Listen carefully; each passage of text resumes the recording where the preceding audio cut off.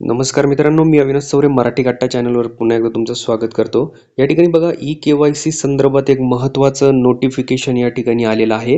तर ते नोटिफिकेशन जे आहे ते रिलेटेड आहे या ठिकाणी ज्यांचं ई-के-वाय-सी अजूनपर्यंत झालेलं नाही किंवा ज्यांनी ई-के-वाय-सी केलंय परंतु माहिती ही चुकीची भरलेली आहे.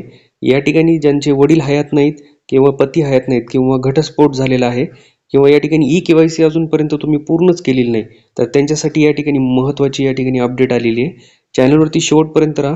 चॅनलवरती नवीन असाल चॅनलला सबस्क्राईब करा, लाईक करा, शेअर करा. चला तर स्टार्ट करूया. या ठिकाणी बघा ही महाराष्ट्राचा जी-आर आहे पहिला आलेला. तर यामध्ये लाडक्या बहिणीची ही या ठिकाणी लिंक आहे.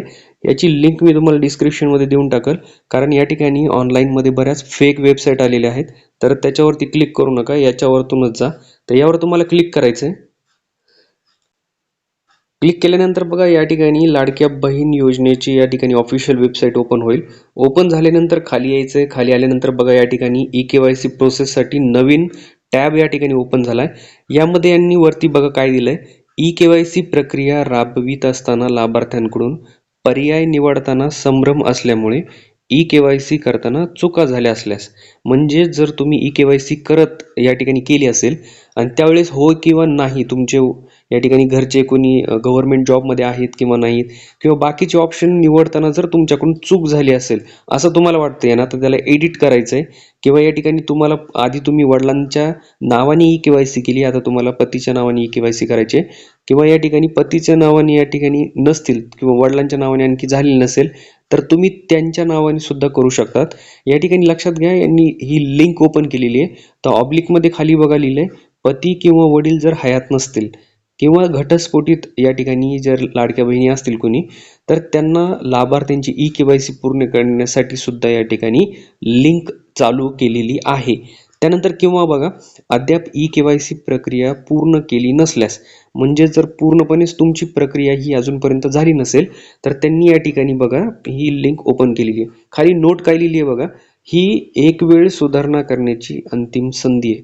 म्हणजे वन टाइम एडिट ऑप्शन दिले त्यांनी.